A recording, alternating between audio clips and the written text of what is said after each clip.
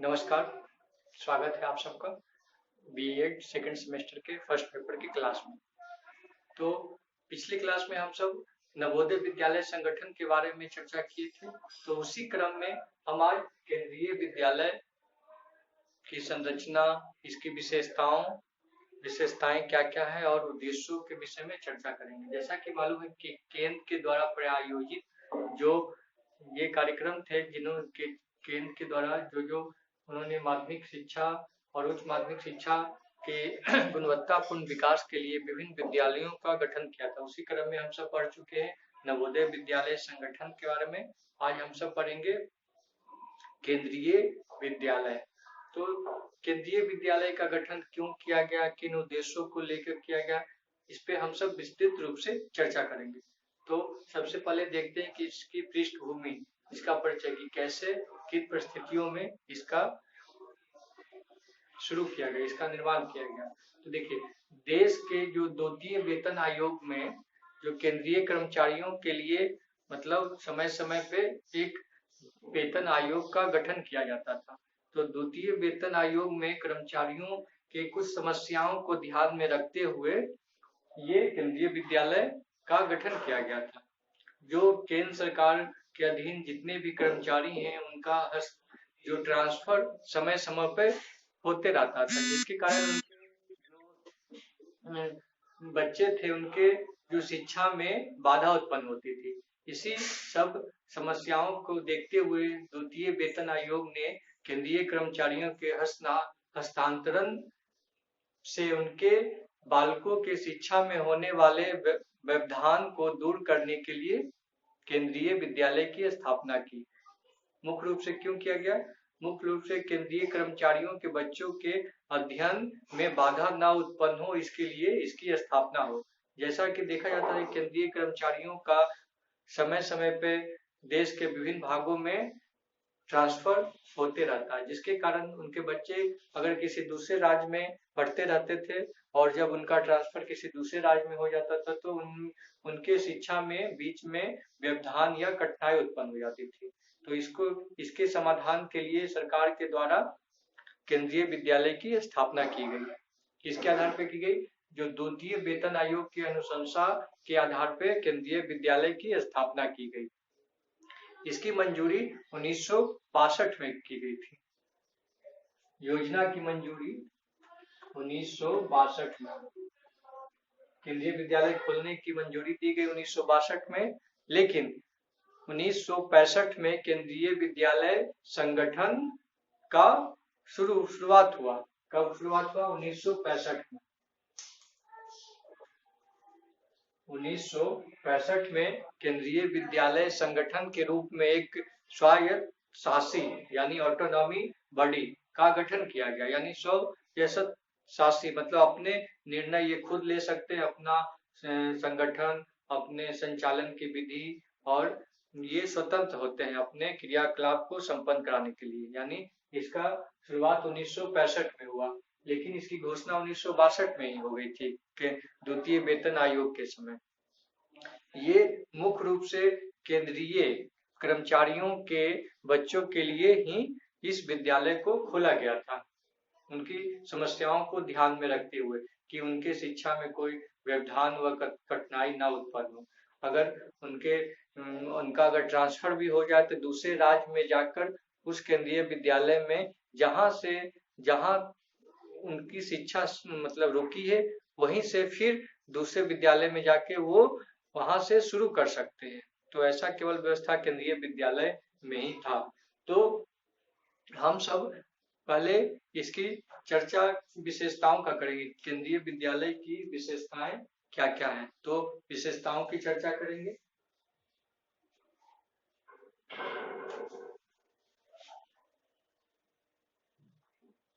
विशेषताएं,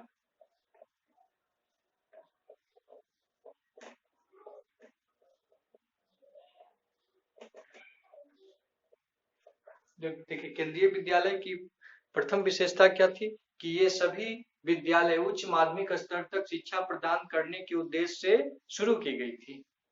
यानी ये विद्यालय प्राथमिक स्तर से लेकर उच्च माध्यमिक स्तर तक के शिक्षा को संचालित करने के लिए शुरू की गई थी। मुख्य रूप से केंद्रीय कर्मचारियों के बच्चों के लिए चलाया गया था। अब दूसरी विशेषता क्या था कि शिक्षा का माध्यम दो भाषा के रूप में स्वीकार किया गया था, हिंदी व अंग्रेजी। दो भाषा कहने का तात्पर्य क्या है कि माध्यम का आधार पर प्रत्येक कक्षा में दो विभाग की स्थापना की गई। हिंदी मीडियम का क्लास अलग चलता था और इंग्लिश मीडियम का क्लास अलग चलता है, जिनसे भारत के विभिन्न क्षेत्रों में रहने वाले जो निवासी हैं उनको शिक्षा ग्रहण में करने में कोई कठिनाई उत्पन्न ना हो, इसलिए दो माध्यम से शिक्षा, दो भाषा के माध्यम से शिक्षा दी जाती थी। और दोनों का समय अलग अलग होता था, मतलब दोनों का अलग अलग विभाग भी होता था। हिंदी विभाग अलग है और अंग्रेजी विभाग अलग है, यानी दोनों का माध्यम अलग अलग था। तो एक ही समय में दोनों कक्षाएं चलती थी और अलग अलग कक्षाओं में चलती थी, हिंदी माध्यम का अलग और अंग्रेजी माध्यम का अलग। और देखिए इसकी तीसरी विशेषता क्या थी कि विद्यालयों में केंद्रीय व सैन्य कर्मचारियों के बालकों की प्रवेश की व्यवस्था सुनिश्चित थी। यानी इसमें जितने भी केंद्रीय कर्मचारी थे, सैन्य कर्मचारी थे और रक्षा से संबंधित जितने भी कर्मचारी थे, उनके बालकों एवं बालिकाओं के प्रवेश की व्यवस्था उसमें सुनिश्चित थी कि उन्हीं को पहले प्राथमिकता दिया जाएगा उनके प्रवेश में। और इसके पहले हम सब ये चर्चा कर सकते हैं ये कि वर्तमान में पूरे भारत में कितने केंद्रीय विद्यालय हैं। तो वर्तमान में पूरे भारत में 1075,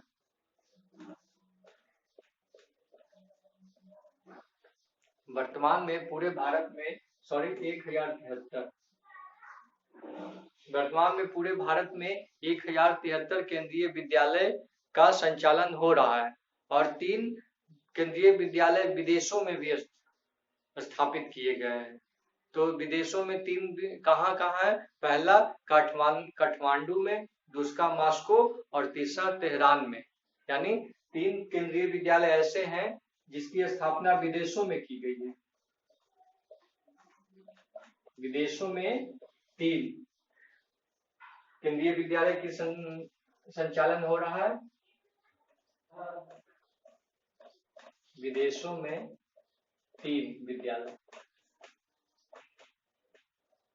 तो कहाँ कहाँ? पहला है काठमांडू में, काठमांडू, दूसरा है मॉस्को और तीसरा है तेहरान।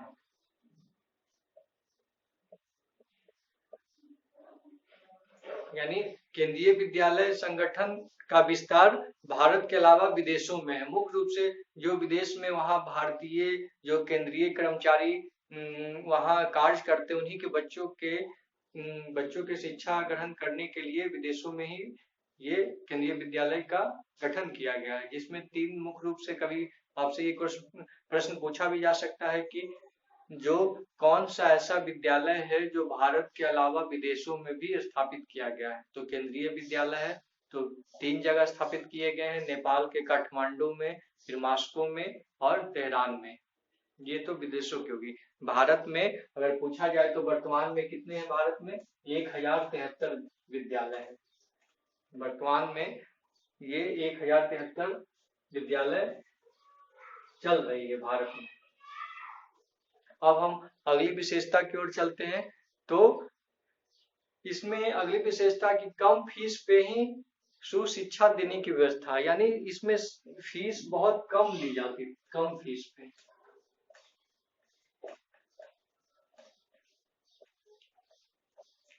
बहुत कम फीस पे शिक्षा दी जाती है। और इसमें अगली विशेषता क्या कि कक्षा 8 तक निःशुल्क शिक्षा की व्यवस्था की गई है। जैसा कि आपसे मालूम है कि जो अनिवार्य एवं निःशुल्क शिक्षा की व्यवस्था पूरे जो भारत सरकार लागू की है, उसमें यहाँ भी इसका पालन किया जाता है। यानी कक्षा 1 से 8 तक निःशुल्क शिक्षा दी जाती है और 9वीं से उसके बाद से बहुत ही कम फीस लिया जाता है। और ये इसका संचालन मानव संसाधन विकास मंत्रालय के द्वारा किया जाता है। और यह एक ऑटोनॉमी बॉडी है, स्वायत्त शासी है, यानी ये अपना फैसला खुद कर सकती है कि विद्यालय का संचालन कैसे करना है, किसी के अधीन में रख के ये नहीं करता। ये स्वतंत्र रूप से अपने विद्यालय की व्यवस्था, शिक्षकों की नियुक्ति एवं कर्मचारियों की उपलब्धता स्वतंत्र रूप से करता है। अब अगली विशेषता पे चलते हैं। तो अगली विशेषता इसका क्या है कि इसमें इस विद्यालय में वर्तमान समय में 12 लाख से अधिक विद्यालय इसका लाभ उठा रहे हैं। पूरे देश में केंद्रीय विद्यालय में लगभग 12 लाख से अधिक विद्यार्थी का नामांकन इसमें हुआ है और वो इसके जो व्यवस्था इसका लाभ उठा रहे हैं। अब अगली विशेषता की ओर चलते हैं। तो अगली विशेषता क्या है कि यह केंद्रीय विद्यालय है जो एक जिले में एक या एक से अधिक भी हो सकता है, यानी वहाँ के मांग के अनुसार या जनसंख्या की दृष्टि से ऐसे तो प्रत्येक जिले में एक केंद्रीय विद्यालय खोलने का प्रावधान है, परंतु उसकी अत्यधिक मांग की पूर्ति के लिए जहाँ जनसंख्या ज्यादा है, जहाँ बच्चे ज्यादा नामांकन कराना चाहते हैं, तो वहाँ एक से अधिक विद्यालय का भी गठन किया गया। एक जिले में कहीं कहीं एक से अधिक भी विद्यालय है। तो ये तो हो गया इसकी विशेषताओं के बारे में कि क्या क्या विशेषता। तो सबसे पहले इसमें मुख्य बातें हमें यही याद रखना है कि इसकी घोषणा कब की गई थी? 1962 में की गई थी, लेकिन इसकी शुरुआत 1965 में किया गया। और दूसरी बात है कि वर्तमान में पूरे भारत में 1073 केंद्रीय विद्यालय चल रहे हैं और विदेशों में 3 विद्यालय हैं। 3 जो विद्यालय ऐसे हैं जो विदेश में चल रहे हैं। अब हम इसके उद्देश्यों के बारे में चर्चा करेंगे कि किन उद्देश्यों को लेकर इसकी स्थापना की गई थी।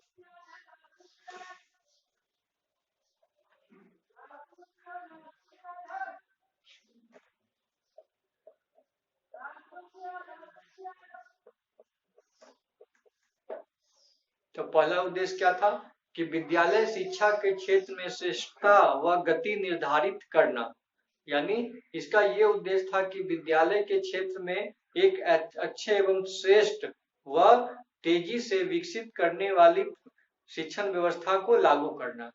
यानी देखा जाता था कि जो भी विद्यालय थे तो उनमें जो उस रूप में मतलब जो होना चाहिए मानक रूप में शिक्षा प्रदान नहीं किया जा रहा था, इसीलिए इस केंद्रीय विद्यालय की स्थापना की गई कि शिक्षा के मानकों को पूरा करते हुए जो केंद्रीय कर्मचारी के जो बालक एवं बालिकाओं हैं उनको अच्छी से अच्छी शिक्षा प्रदान किया जा सके, ये उद्देश्य था।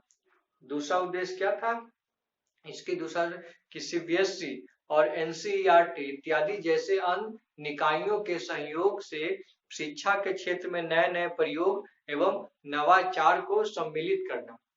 यानी देखिए जैसे कि इसका संचालन जो था सीबीएसई के द्वारा होता था, यानी पाठ्यक्रम का निर्धारण सीबीएसई करती थी, और NCERT national council education research and training जैसे संस्थाओं के सहयोग से शिक्षा के क्षेत्र में नए नए प्रयोग किए जाने लगे और शिक्षा में इनोवेशन यानी नवाचारों को भी इसमें जोड़ा गया। यानी नए नए तरीकों से बच्चों को पढ़ाया जाने लगा, नए शिक्षण विधियों का प्रयोग करके, जिससे शिक्षा के द्वारा बालकों का सर्वांगीण विकास हो सके। केवल किताबी ज्ञान ना होकर उनका मानसिक और बौद्धिक विकास संपूर्ण रूप से हो, ऐसा शिक्षण विधि को अपनाया गया। अब देखिए अगला उद्देश्य क्या था? इस विद्यालय के स्थापना का अगला उद्देश्य था कि केंद्रीय कर्मचारियों के हस्तांतरण समस्या को दूर करने के लिए, देखिए जैसे कि केंद्रीय कर्मचारियों का जो ट्रांसफर की समस्या थी उसके कारण उनके बच्चों का शिक्षा प्रभावित होता, तो उनके बच्चों का शिक्षा न प्रभावित हो इसके लिए केंद्रीय विद्यालय का गठन किया गया था। इसका ये उद्देश्य था कि अगर कोई बच्चा किसी दूसरे राज्य के केंद्रीय विद्यालय में अध्ययन कर रहा है और उनके जो अभिभावक हैं उनका ट्रांसफर अगर किसी दूसरे राज्य में हो जाता है तो वो उस राज्य के केंद्रीय विद्यालय में जाके नामांकन करवा सकते हैं और जहां उनका शिक्षण रुका था वहीं से वो पुनः उसे संचालित किया जा सकता है। और अगला उद्देश्य क्या था कि राष्ट्रीय एकता व राष्ट्रीय एकता और भावना का विकास करना, यानी इसका उद्देश्य था कि इस रूप में शिक्षा दिया जाए कि बच्चों का राष्ट्रीय एकता पे बल देने की शिक्षा दिया जाए और उनमें राष्ट्रीय भावना की भावना उत्पन्न हो।